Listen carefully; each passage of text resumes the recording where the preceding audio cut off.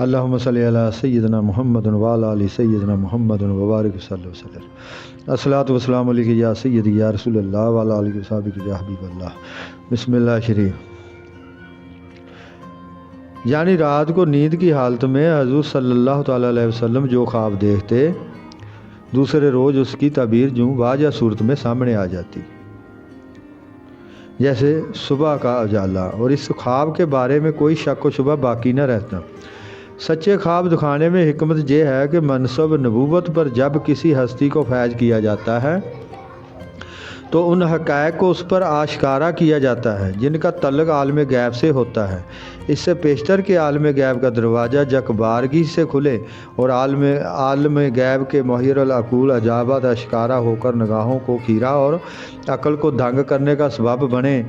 انبیاء کرام کو اللہ تعالیٰ اس سے پہلے سچے خواب دکھاتا ہے تاکہ عالم غیب کے حقائق سے کچھ انس اور مناسبت پیدا ہو جائے، اور جب اس کا دروازہ کھلے تو وہ حیران اور سراسیمہ ہو کر نہ رہ جائے، بلکہ اس کا مشاہدہ کر کے اللہ تعالیٰ سے ان کا تعلق، پھر اس پر توکل مزید پختہ اور مضبوط ہو جائے۔ تبلیغ حق کا جو جہاد انبیاء کو درپیش ہوتا ہے، اس میں یہی قوت ان کے کام آتی ہے۔ جب سچی خوابوں کا سلسلہ شروع ہوا تو وہ دل جو پہلے ہی معرفت الہی اور محبت الہی کے نور سے منور تھا، اس میں اپنے محبوب برحق بلکہ مقصود حقیقی اور محبوب حقیقی کی یاد میں کھو جانے کا جذبہ کارگاہ حجات کی مصروفیوں سے نکال کر اس کنج تنہائی میں گوشہ نشین ہونے پر مجبور کرنے لگا، جہاں یاد محبوب کے سوا کسی اور بات کا تصور تک خلل انداز نہ ہو۔ چنانچہ محبت الہی کا یہ طوفان آپ صلی اللہ علیہ وسلم کو مکی زندگی کی مصروفیتوں سے نکال کر ایک غار میں لے آیا جس کا نام تھا غار حرا۔ یہ غار حرا جس پہاڑ کی چوٹی پر ہے اس کا نام جبل النور ہے۔ یہ غار 4 گز لمبی 2 گز چوڑی ہے۔ اس کی وسعت اتنی ہے کہ ایک آدمی اس میں لیٹ سکتا ہے۔ جب جبل النور اور اس کے ارد گرد جتنے پہاڑ ہیں خشک ہیں،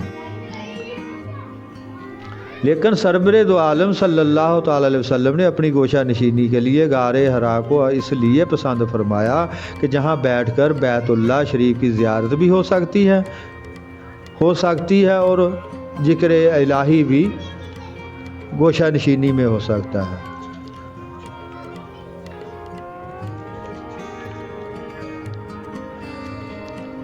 پھر آپ کے پاس غار حرا میں فرشتہ حاضر ہوا اور کہا، پڑھیے۔ آپ نے جواب دیا، میں پڑھنے والا نہیں ہوں۔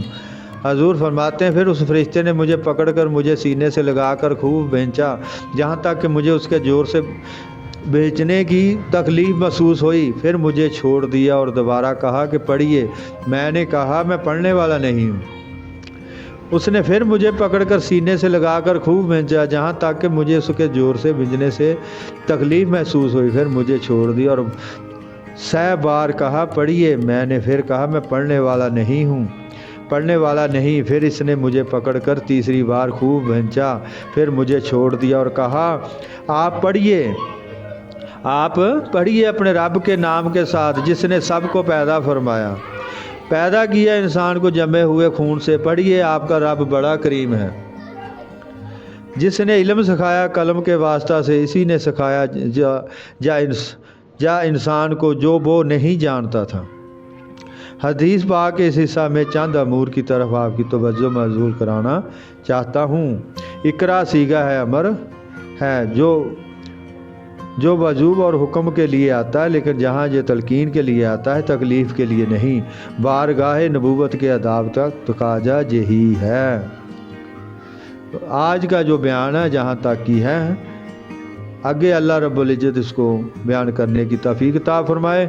رب العالمین خیر و عافیت رکھے اور اللہ تعالیٰ اپنی نظر رحمت فرمائے، دوبارہ بھی رب کریم اسے بیان کرنے کی توفیق عطا فرمائے۔